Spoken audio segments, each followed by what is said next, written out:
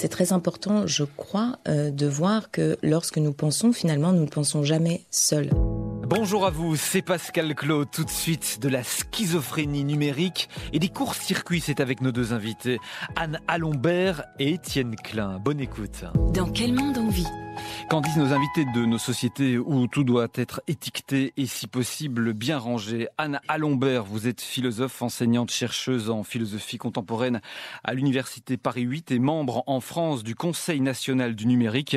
Vous signez un essai qui a pour titre Schizophrénie numérique et vous nous direz notamment comment, à l'heure du numérique, nous devons nous y prendre pour éviter une industrialisation des esprits. Étienne Klein, vous êtes physicien et philosophe des sciences. Vous présentez une émission sur France Culture. Vous êtes l'auteur de pas mal de livres.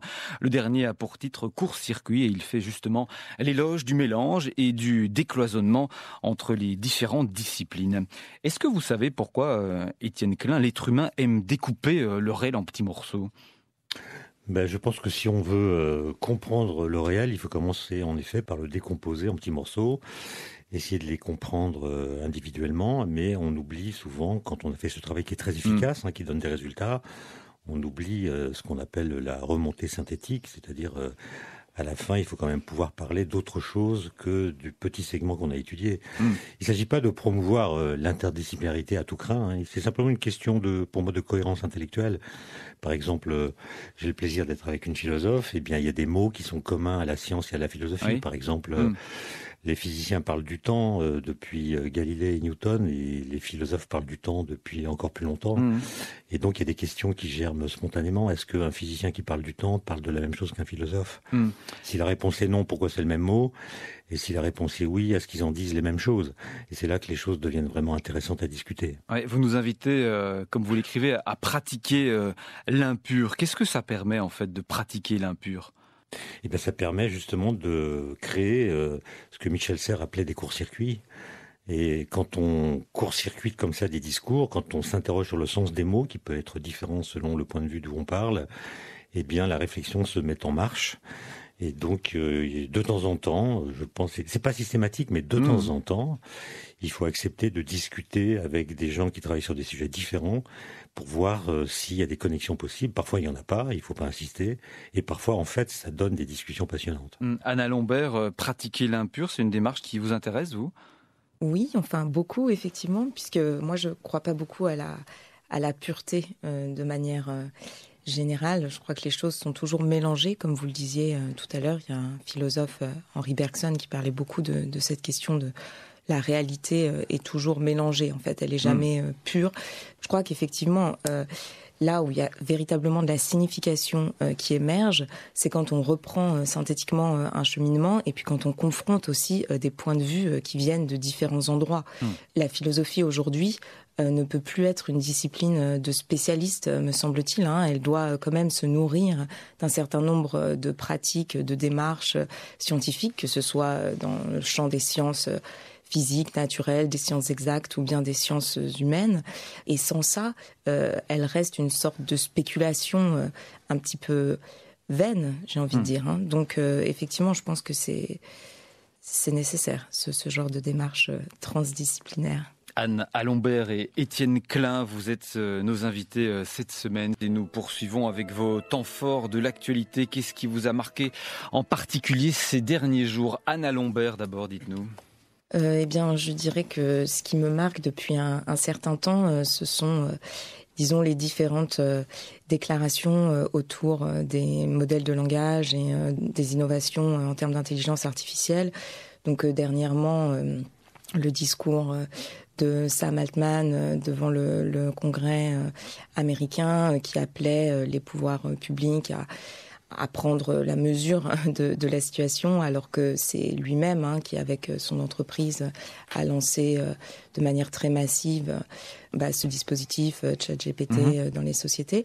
Donc ce genre de discours et de pratiques m'interroge beaucoup par rapport à l'avenir de ces innovations technologiques et aux enjeux qu'elles posent pour les sociétés. Étienne Klein ? Oui, moi je me suis pas concerté avec Anne Alombert, mais le choix que j'avais fait rejoint le sien, c'est-à-dire ce qui m'impressionne, c'est la grève des scénaristes à Hollywood qui dure. C'est une grève qui porte évidemment sur les salaires, mais pas seulement. C'est-à-dire que c'est une profession qui est en partie menacée par l'intelligence artificielle, puisque celle-ci est capable d'écrire des scénarios aussi bien que certains scénaristes, et ils sentent que leur profession est menacée.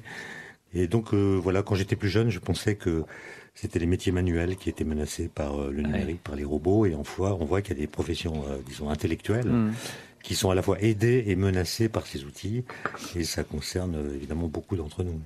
Gilles Bartholin. Eh bien, c'était la semaine dernière en Équateur, c'est le rachat d'une partie de la dette du pays en échange d'un financement de mesures de préservation de la biodiversité des îles Galapagos qui sont menacées, entre autres, par la pêche industrielle. Alors c'est une bonne chose pour les baleines, les fleurs et les oiseaux, mais des investisseurs qui décident à la place d'un pays, ça s'appelle le colonialisme. C'était vos temps forts de l'actualité. Faut-il redouter l'intelligence artificielle? Et si la question était au moins un brin superficiel? C'est ce que nous allons voir avec vous, Anna Lambert. ChatGPT, Midjourney en matière d'intelligence artificielle, on n'arrête plus le progrès. L'intelligence artificielle conversationnelle, sujet à la fois fascinant et flippant. En Chine, une entreprise a troqué son PDG en chair et en os contre une intelligence artificielle. Bonjour à tous, je suis Tang Yu, patronne de l'entreprise NetDragon. Aujourd'hui, l'intelligence artificielle est capable de lire dans nos pensées. Jeffrey Hinton, le père de l'intelligence artificielle, claque la porte de Google pour alerter sur ces menaces. Nous devons devenir plus sages avant que ces outils ne deviennent dangereux. Il faut, c'est qu'on soit capable d'apprendre à utiliser ces outils, comme on a appris avant à utiliser un stéthoscope. Il faudrait se méfier des expressions qui nous sont imposées pour décrire les technologies actuelles, qui reposent bien souvent sur les notions d'apprentissage automatique ou d'intelligence artificielle. C'est ce que vous écrivez, Anna Lambert, dans Schizophrénie numérique. C'est le titre de votre livre. Vous êtes philosophe, je le rappelle, et vous dites qu'il faut déconstruire cette novlangue computationnelle. Alors pourquoi se méfier d'une expression comme intelligence artificielle? Quel effet produit-elle en fait, Anna Lambert? Alors, il y a plusieurs raisons, je pense, d'être un petit peu méfiant ou du moins inquiet ou d'interroger ces termes, effectivement. La première, pour reboucler peut-être rapidement avec ce dont Étienne Klein parlait à l'instant, c'est que il ne s'agit pas en fait d'attribuer des propriétés anthropomorphiques aux machines. Il s'agit en fait d'un processus d'automatisation. Les machines ne sont pas des êtres humains. Non, voilà, effectivement. Et ce qui se joue ici, c'est un processus d'automatisation, donc de différentes fonctions. À l'époque de la première et de la deuxième révolution industrielle, ce sont les fonctions motrices et un certain nombre de gestes qui ont été, on va dire, extériorisés, grammatisés dans les machines-outils, par exemple. Et aujourd'hui, ce sont des fonctions cognitives qui sont extériorisées, déléguées, grammatisées dans des dispositifs algorithmiques. Et donc, il n'y a rien dans ces dispositifs d'intelligent, de pensant ou de conscient. Donc le problème, c'est que quand on attribue de telles capacités, de telles facultés à des dispositifs électroniques, algorithmiques, qui sont des dispositifs de calcul automatisés, en fait, eh bien, ce qu'on s'empêche de penser par là même, ce sont les effets de ces dispositifs sur nos facultés, sur nos capacités. Vous voyez ce que je veux dire? En fait, on s'interroge sur les capacités, les facultés des machines. Exactement, mais du coup, ce qu'on ne se demande pas, si vous voulez, ce que ce discours sert à cacher, c'est finalement que font ces dispositifs à nos capacités de penser, à nos capacités de nous souvenir, donc à nos mémoires, à nos capacités de percevoir le réel, à nos capacités de perception, de conscience, et à nos capacités aussi d'envisager l'avenir, à nos capacités de désirer, à nos capacités d'imaginer. Voilà. Et je pense que ce sont ça les véritables questions, en fait, et pas du tout les questions de savoir si les machines sont intelligentes, conscientes, pensantes, puisque cela n'a aucun sens, si vous voulez. C'est comme demander, par exemple, si une chaise est assise. C'est absurde, en fait. Faut-il, oui ou non, craindre que l'intelligence artificielle dépasse les performances humaines? Ça, c'est une question intéressante ou que vous écartez également, Anna Lambert? C'est une question intéressante, mais qu'il faudrait poser différemment, je pense. Au sens où, si vous voulez, moi, je ne crois pas du tout qu'on puisse comparer les performances de l'intelligence artificielle. D'ailleurs, je préfère parler d'automates computationnels plutôt que d'intelligence artificielle. Je ne crois pas du tout qu'on puisse comparer les performances des automates computationnels aux dites performances des individus humain parce que, si vous voulez, ces automates, en fait, ils calculent sur des quantités massives de données. Mais les individus humains, eux, ne calculent pas. Enfin, je veux dire, bien sûr, ils peuvent calculer, en particulier quand ils pratiquent les mathématiques ou d'autres disciplines scientifiques, mais fondamentalement, ils interprètent. C'est-à-dire que quand vous parlez, quand vous comprenez, quand vous traduisez, vous faites de l'interprétation, c'est-à-dire qu'en fonction des expériences que vous avez, de la mémoire que vous avez, de vos souvenirs, vous allez comprendre une phrase, une situation différemment de quelqu'un d'autre. On interprète et donc on invente. Voilà, vous inventez et votre comportement, à la fois votre comportement linguistique, votre comportement gestuel, est éminemment singulier parce qu'il dépend de votre histoire personnelle, en fait, de ce que vous avez vécu et de ce que vous avez vécu en relation, évidemment, avec d'autres, dans telle ou telle situation historique, technologique, politique, etc. Et c'est pour ça que chacun est différent et singulier. Mais ces dispositifs algorithmiques, eux, n'ont pas du tout cette singularité, si vous voulez. Ils n'interprètent pas. Ils calculent des moyennes sur des quantités massives de données. Et ils produisent ainsi des résultats. Alors maintenant, bien sûr, ils sont extrêmement efficients, ils sont extrêmement performants. Il ne s'agit pas du tout de le nier. Mais ce n'est pas du tout la même chose qui se passe dans les deux cas. Étienne Klein, à un moment dans Court-Circuit, vous écrivez « Le génie humain, jusqu'ici, n'a pas d'égal pour percer le mur des apparences et ouvrir le champ des possibles. » Jusqu'ici, donc, Étienne Klein. Oui, parce que la question du futur est posée, en effet, mais moi, je ne peux qu'appuyer ce que vient de dire Anna Lombert, c'est-à-dire qu'en fait, le mot intelligence qu'on utilise dans l'expression intelligence artificielle, c'est le mot anglais. L'intelligence, c'est la gestion de données, c'est le traitement de l'information. Ça n'a rien à voir avec l'intelligence au sens français du terme, qui contient la capacité à créer des concepts, qui contient l'esprit critique, et qui contient aussi la possibilité de montrer ce par quoi on est intelligent. Quand une machine donne un avis, elle est incapable de dire comment elle est arrivée à cet avis, et donc elle n'est pas intelligente du tout. Et ChatGPT, pour reprendre l'exemple que vous citiez, ne comprend rien à ce qu'il raconte. C'est nous qui donnons du sens à ce que nous lisons. Et la question que vous posez, c'est celle... C'est un débat qui a eu lieu dans les grandes écoles scientifiques en France et sans doute ailleurs. Qu'est-ce qu'on doit apprendre aux jeunes ingénieurs d'aujourd'hui ? Et il y a eu une querelle des anciens et des modernes. Et les anciens, comme moi, disaient il faut apprendre aux étudiants les théories physiques, la mécanique quantique, la relativité, etc. Parce que les théories physiques en disent plus sur le monde physique que les données. Puis d'autres disaient mais non, avec des algorithmes et beaucoup de données, on pourra faire parler le réel mieux que les théories physiques. Et donc il faut apprendre aux élèves à coder dans tous les langages possibles. C'est un peu le choix qui a été fait. Et on voit aujourd'hui que c'était le mauvais choix puisque ChatGPT code beaucoup mieux que beaucoup d'entre nous, et en plus est capable de faire des traductions d'un langage vers un autre. Et donc, mon point, c'est que jusqu'à preuve du contraire, si on donne à un algorithme toutes les données que nous avons aujourd'hui, par exemple celles recueillies par les satellites, par les collisionneurs de particules, etc., sans leur donner les équations d'Einstein, de la gravitation, ce qu'on appelle les équations de la relativité générale, eh bien les algorithmes ne retrouveront pas les équations d'Einstein. Autrement dit, la physique contemporaine, celle qui commence avec Galilée, elle est née sans données. Elle est née grâce à des gens qui, dans leur tête, faisaient ce qu'on appelle des expériences de pensée, qui leur ont permis de faire en sorte que le monde décoïncide avec ce qu'ils nous montrent, et c'est par ça qu'ils sont parvenus à forger des concepts qui ont ensuite permis de mieux interroger le monde empirique.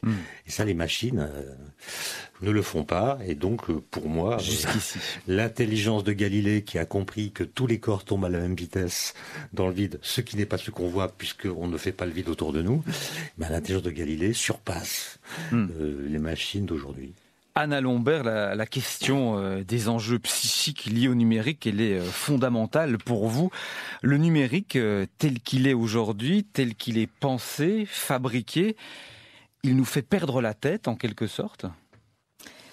Alors oui, en effet, en quelque sorte, les technologies numériques, tout d'abord, évoluent à une vitesse quand même extrêmement rapide et donc laissent finalement assez peu de temps aux citoyens pour penser et comprendre leurs enjeux, puisque c'est le principe, si vous voulez, de la disruption numérique, de l'innovation permanente. Il y a toujours de nouvelles technologies qui apparaissent, si bien que finalement, elles se diffusent avant même qu'on ait pu comprendre leurs enjeux pour les psychismes et pour la vie sociale, collective, politique. Donc ça, je pense que c'est quelque chose qui est un petit peu dangereux. Et puis, par ailleurs, effectivement, ces technologies, elles sont en fait, pour la plupart, ce que j'appelle des technologies de l'esprit, c'est-à-dire des supports de mémoire, des supports de savoir, mais qui agissent en retour sur nos esprits. C'est ça qui est très important, sur nos capacités de mémoire, nos capacités de perception, nos capacités d'imagination. Si bien que si ces technologies sont conçues en vue de capter nos attentions, par exemple, en vue de stimuler des réactions réflexes, en vue de nous garder connectés le plus longtemps possible, en vue de nous faire consommer tel ou tel produit. Voilà, eh bien, il y a un certain nombre de problèmes qui vont se poser, si vous voulez, parce que tous ces temps, justement, d'imagination, de réflexion, de projection, qui sont nécessaires et de rêve, comme vous l'écrivez à un moment dans votre livre. Exactement, tous ces temps qu'on pourrait considérer un petit peu comme des temps vides, mais qui en réalité sont les temps où la pensée se renouvelle et où la pensée produit du nouveau, si vous voulez, eh bien, ces temps-là sont éliminés. Et ça, c'est un gros problème. Voilà. Page 39, vous écrivez « Le premier à avoir souligné l'ambiguïté entre enrichissement des esprits et accumulation des profits n'est pas un repenti de la Silicon Valley, il s'agit de Platon. Platon qui, au 5e siècle avant notre ère, s'interroge sur une innovation technique hautement disruptive pour la société antique, à savoir l'écriture alphabétique. Platon redoutait une manipulation des esprits à travers l'écriture, c'est ça, Anna Lombert ? Oui, enfin, en tout cas, c'est la manière dont j'essaye de lire Platon avec Jacques Derrida et Bernard Stiegler, qui sont deux philosophes contemporains qui ont eux-mêmes relu ce texte, et c'est à travers leur lecture que j'essaye moi-même de le comprendre. Et effectivement, ce que décrit Platon, lorsqu'il parle de l'écriture, enfin, il se réfère au mythe égyptien de l'invention de l'écriture, en disant finalement l'écriture c'est un support de mémoire qui va nous permettre de stocker toutes sortes de connaissances et de savoirs divers et variés, et bien plus nombreux que ceux dont nous pouvons nous souvenir mentalement, j'ai envie de dire. Mais en même temps, si nous déposons nos savoirs et nos connaissances dans un tel support matériel, technique, eh bien, nous n'avons plus besoin d'exercer nos facultés de mémoire, nos facultés réflexives, nos facultés de compréhension. Ouais. Il nous suffit finalement de stocker les connaissances et puis de les répéter machinalement, mécaniquement. Donc la crainte, c'est une forme de paresse intellectuelle qui pourrait nous gagner. Alors oui, on peut le penser comme ça. C'est aussi surtout la crainte que le savoir ne soit plus renouvelé. Parce que se passe-t-il en fait ? Quand vous stockez, si vous voulez, un savoir, une connaissance, il est stocké sous une certaine forme. Par exemple, la théorie de Galilée, dans tel ou tel manuscrit, etc. Mais le problème, c'est que si vous ne faites pas l'effort de la réinterpréter, de comprendre d'où elle vient cette théorie et de voir aussi peut-être ses failles, eh bien, vous ne pourrez jamais avoir une nouvelle théorie qui va apparaître. Vous voyez ? La nouvelle théorie, pour qu'elle apparaisse, il faut que le savoir stocké soit réinterprété, réintériorisé par un être vivant et des êtres vivants en général, parce que c'est jamais un processus individuel. Et donc, moi, la crainte que je vois s'exprimer dans ce texte de Platon, c'est finalement la crainte d'une impossibilité de renouveler la mémoire collective, en fait. Et aujourd'hui, c'est une crainte quand même qui, me semble-t-il, mérite d'être soulignée, puisque lorsque ChatGPT produit à partir des données qu'il a enregistrées des phrases qui sont en fait simplement des suites de mots probables, eh bien, il ne renouvelle pas du tout le contenu culturel ou le contenu de savoir, si vous voulez. Il extrait des schémas probables à partir de ce qui existe déjà. Et donc, précisément, il ne peut pas inventer du nouveau. Donc, ça, c'est quand même un gros problème. Allez, on en vient maintenant, Anna Lombert, au son qui vous définit et que vous avez choisi.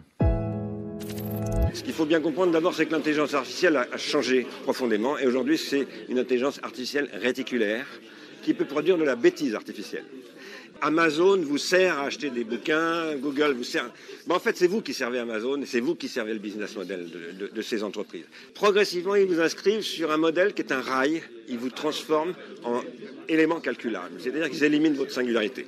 La Silicon Valley développe un modèle qui lui permet de faire de la prédation sur le monde entier, mais qui détruit tout ce dont elle fait de la prédation. C'est ce qu'on appelle la disruption.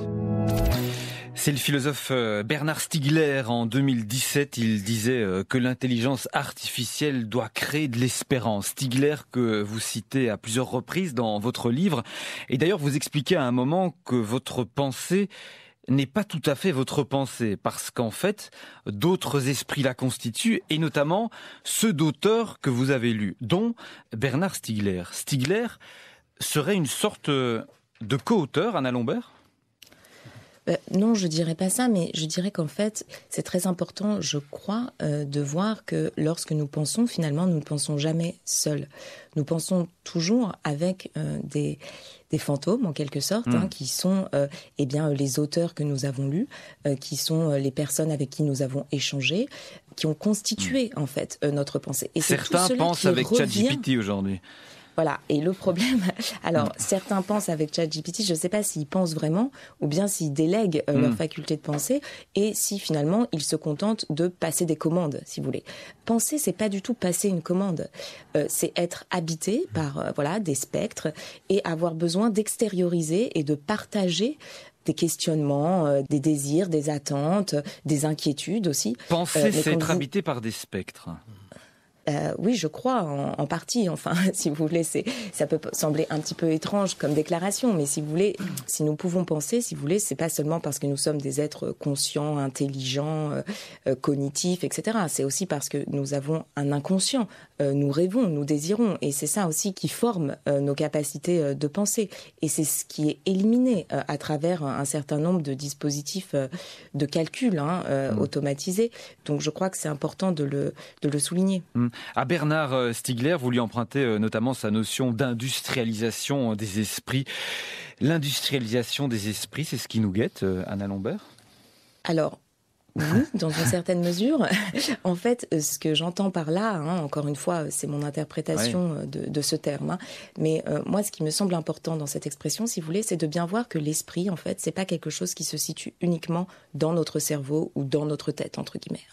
L'esprit, en fait, il est toujours extériorisé dans des supports techniques qui sont des supports de symboles, des supports de savoir, des supports de mémoire, des supports d'images, des supports de lettres, etc., etc.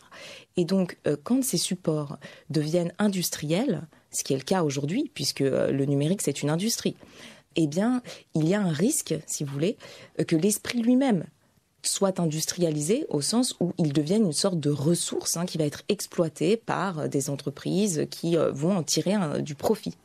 Et aujourd'hui, l'économie de l'attention, qui repose elle-même sur l'économie des données, est fondée sur ce principe-là, si vous voulez.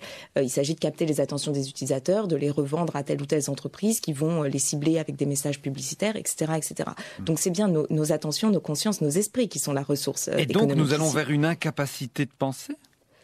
Nous n'y allons pas nécessairement, mais néanmoins, il y a un risque, si vous voulez, il y a un danger, puisque quand vous exploitez une ressource sans vous soucier de son renouvellement, eh bien, vous finissez par la détruire. C'est comme les ressources naturelles. Vous voyez ce que je veux dire ? Donc, il y a un risque en ce sens-là. C'est pour ça que je parle d'écologie de l'esprit, si vous voulez. C'est l'idée qu'il faut prendre soin des milieux symboliques qui nous entourent, des environnements mentaux, tout simplement. Ouais, c'est ça. Vous dites qu'il faut considérer les technologies numériques comme un milieu et non comme des moyens, comme on le fait régulièrement. Exactement. C'est vrai que souvent on se dit voilà, on a une nouvelle innovation qui apparaît, va-t-on bien l'utiliser ou mal l'utiliser ? Et si vous voulez, le problème n'est malheureusement, c'est pas seulement celui-là. Bien sûr, c'est un problème, mais le problème c'est que souvent ce sont ces plateformes, ces entreprises qui nous utilisent aussi. Quand vous faites une requête sur une interface comme celle de ChatGPT, en fait, vous nourrissez l'algorithme et vous lui permettez de s'entraîner. Donc vous êtes en train de fournir une sorte de travail gratuit, entre guillemets, si on peut appeler ça du travail, pour OpenAI, qui est l'entreprise détenant ce dispositif. Donc on voit bien qu'avec le numérique, cette notion d'un utilisateur d'un côté et un outil de l'autre, en fait, elle ne tient pas, puisque l'outil utilise l'utilisateur, si vous voulez. Donc, il faut changer notre conception de la technique si on veut appréhender les enjeux du numérique aujourd'hui. Et je pense effectivement qu'il faut comprendre que aujourd'hui, ce sont nos environnements qui sont numérisés, et que ces environnements, ces milieux, eh bien, ils affectent en profondeur nos capacités dites mentales, intérieures, cognitives, psychiques. Voilà. Et c'est cette interaction, en fait, qu'il faut penser. À la fin de votre livre, vous parlez, et je vous cite, d'une nécessaire réorientation de l'industrie numérique dans le sens des intérêts collectifs. Je me suis demandé, qu'est-ce qui vous permet d'espérer que cette réorientation voit le jour, Anna Lombert ? Plusieurs choses. D'abord, le fait que l'orientation actuelle, si je puis dire, me semble autodestructrice d'une certaine manière. Donc, à partir de ce moment-là, on peut raisonnablement vous dites d'ailleurs que les géants du web auraient eux-mêmes intérêt à faire du numérique un milieu soutenable. Oui. C'est évident, puisqu'en fait, ils épuisent les ressources sur lesquelles ils s'appuient. Donc, c'est irrationnel, si vous voulez. Donc, effectivement, ils auraient eux-mêmes... Alors, pas à court terme, voilà, c'est la grande différence, effectivement, vous avez raison, entre le court terme et le long terme. Et c'est vrai que moi, je fais un petit peu le pari que, finalement, ces enjeux pourraient être appréhendés de manière collective et que une forme de volonté politique de réorienter ces industries pourrait émerger en les évaluant du point de vue justement de leur soutenabilité écologique, de leur solvabilité économique et puis de leur désirabilité pour les populations, quoi. Parce qu'en général, on ne demande pas vraiment leur avis effectivement aux citoyens avant de leur imposer toutes sortes de dispositifs qui bien sûr leur rendent des services mais qui en même temps ont des effets négatifs. Donc je pense que la véritable question, si vous voulez, en fait, c'est bien de voir que ces technologies devraient tout de même être évaluées en amont. Il y a quand même un gros problème dans le fait de diffuser massivement et planétairement des dispositifs qui peuvent se révéler extrêmement nocifs et dont 3 mois plus tard, en fait, leurs inventeurs vont nous apprendre que finalement, il faut surtout pas les utiliser, c'est très dangereux. D'ailleurs, ils ont interdit à leurs enfants de les utiliser. Enfin, je veux dire, dans ce cas-là, est-ce qu'on ne pourrait pas quand même s'interroger en amont sur la nocivité potentielle de ces dispositifs ? Et voilà. C'est l'appel que vous lancez. Schizophrénie numérique, c'est le titre de cet essai revigorant que vous signez, Anna Lombert. Vous restez avec nous. La première. Dans quel monde on vit ? Le samedi de 10h à 11h. Pascal Claude. Et je vous souhaite un bien joli week-end. Nous sommes cette semaine avec la philosophe Anna Lombert et avec le physicien Étienne Klein. Quel lien entre les Rolling Stones et Albert Einstein ? C'est à ce type de mélange que vous nous inviterez dans quelques minutes. Et tout de suite, musique avec vous, Étienne Klein.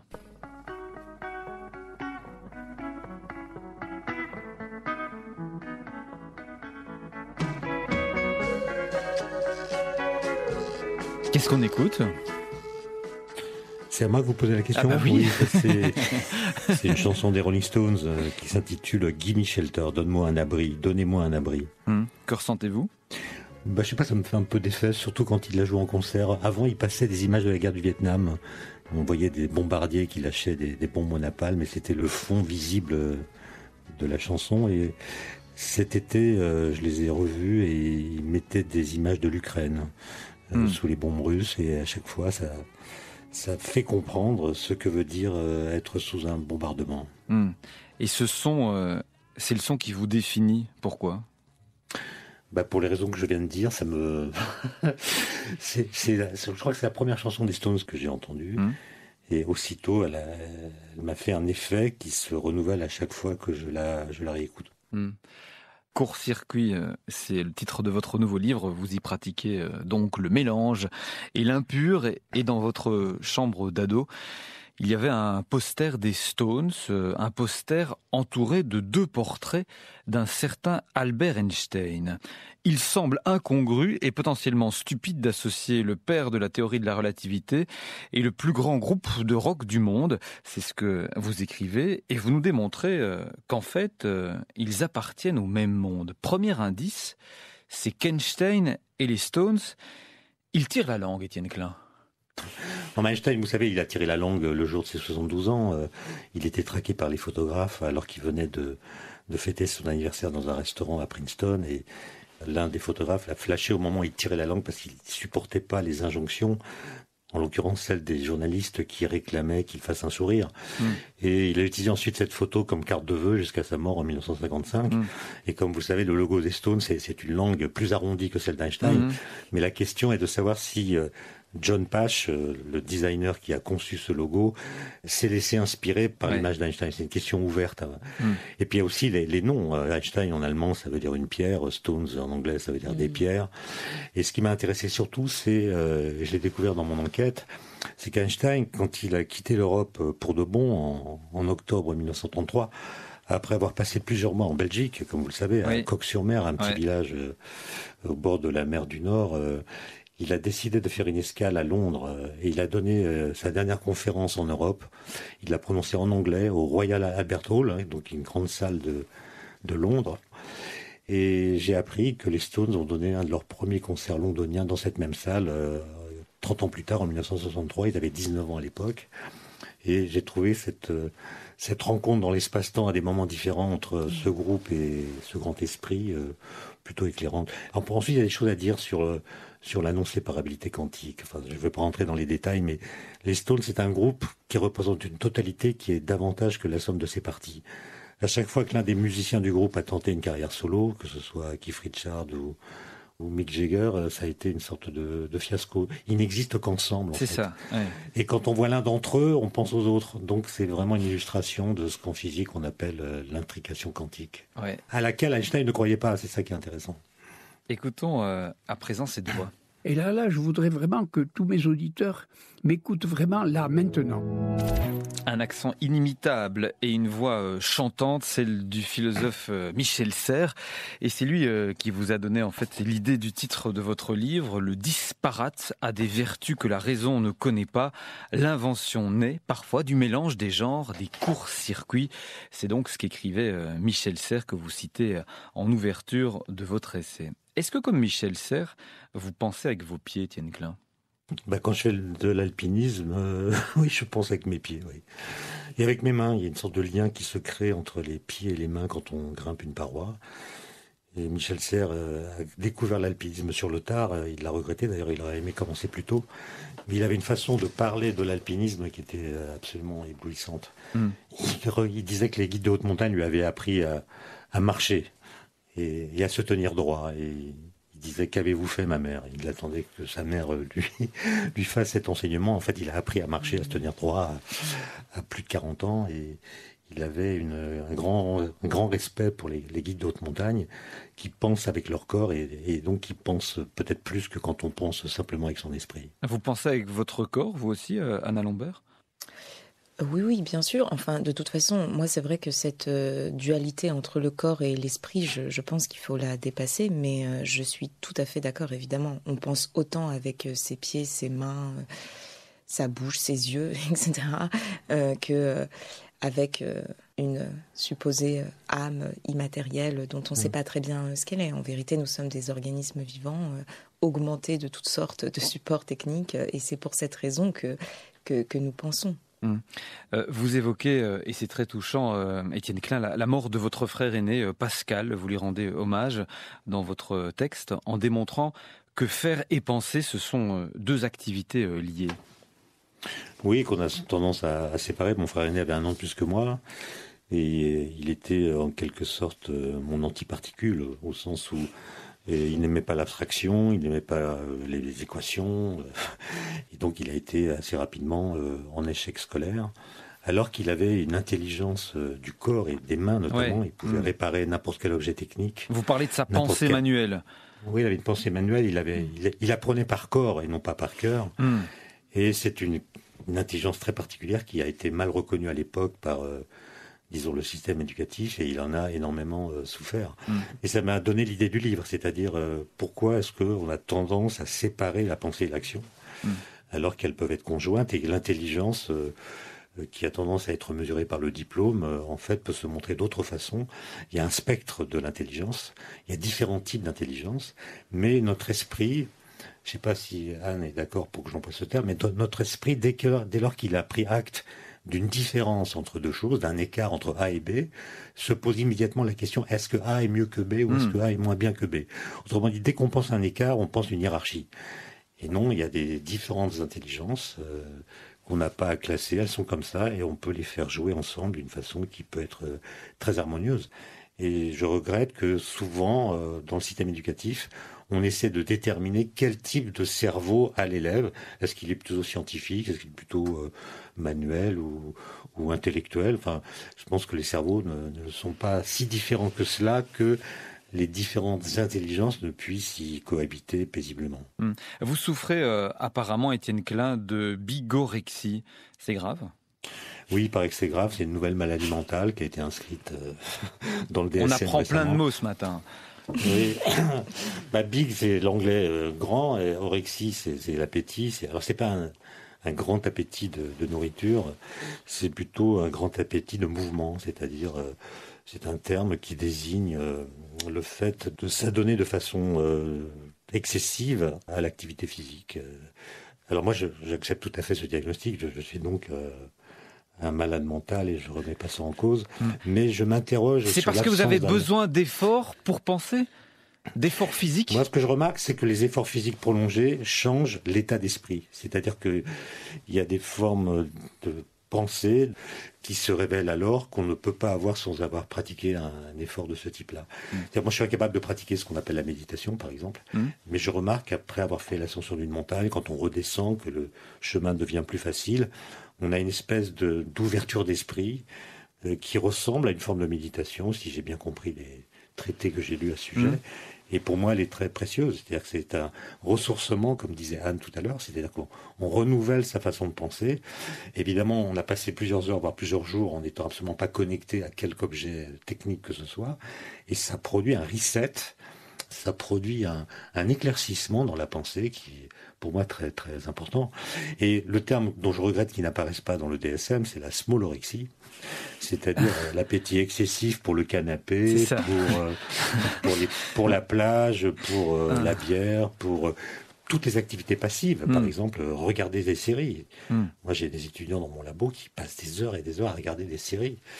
Je ne sais pas si on a vraiment le temps dans une vie de regarder autant de séries qui sont des vies par procuration. Je pense que la vie, elle réclame qu'on s'engage dans le réel avec son corps, son esprit, de façon beaucoup plus active que ce que permettent justement les objets techniques dont on parlait tout à l'heure. Par exemple, quand on se pose une question, on s'interroge sur un problème, il y a quand même un bonheur de se poser la question. C'est-à-dire on vit avec, on l'emmène avec soi, on se trouve nul de ne pas trouver la solution, mais cette recherche-là, elle procède de la joie intellectuelle qu'on aura quand on connaîtra la réponse à la question qu'on se pose.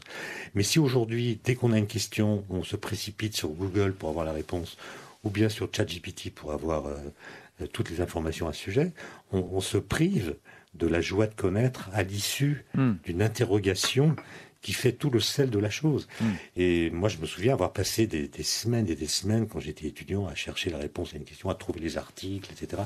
Il y avait une véritable quête qui m'habitait complètement.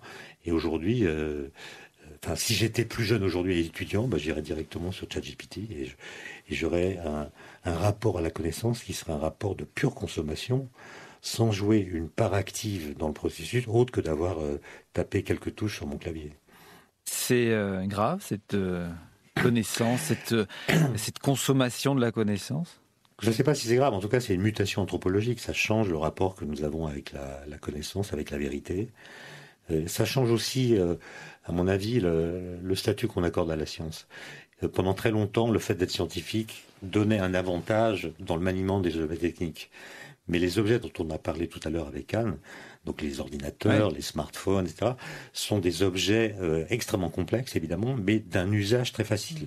Et donc, personne ne sait en fait comment ça marche sans être gêné dans l'usage quotidien qu'ils en fait. Et donc, on arrive à cette sorte de paradoxe qui est que la technologie nous éloigne de la science, au sens où la technologie ne rend plus la connaissance scientifique nécessaire, elle est plus utile.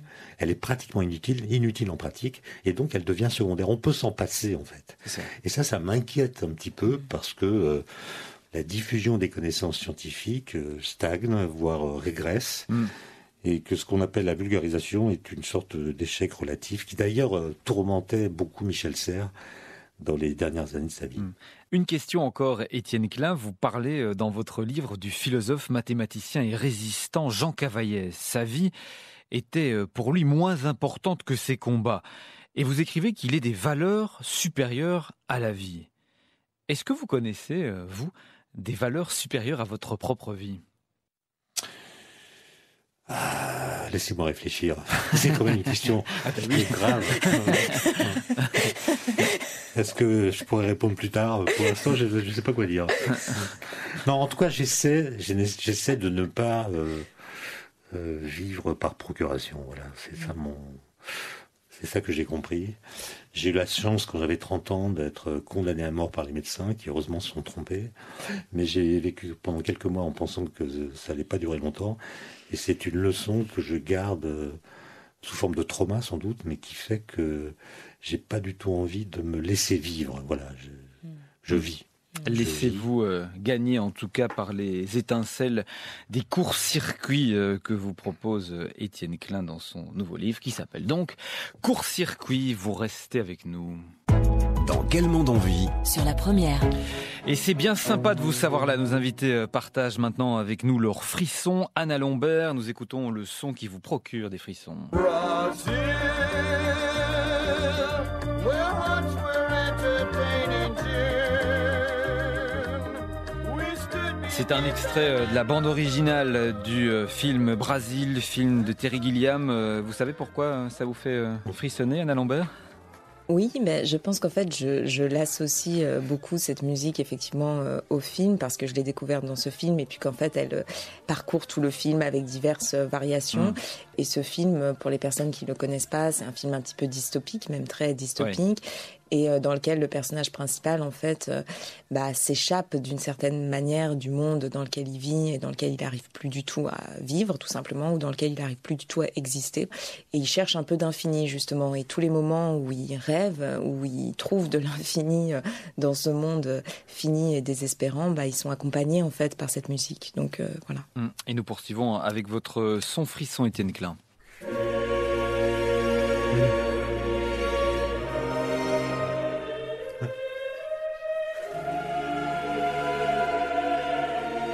Vous vouliez écouter les premières mesures de la messe en si mineur de Bach. Mais vous ne trouvez pas que c'est beau ? Non, mais vous auriez par exemple pu me dire si cette œuvre avait pour vous une signification particulière, je sais pas. D'abord, c'est très beau, Bach, oui. Il a mis 20 ans à l'écrire. Il l'a constamment retravaillé, c'est vraiment un travail d'agrégation, d'idées, etc. Et ça traduit une espèce de continuité dans un projet qui me semble contredire la dispersion à laquelle nous sommes aujourd'hui soumis.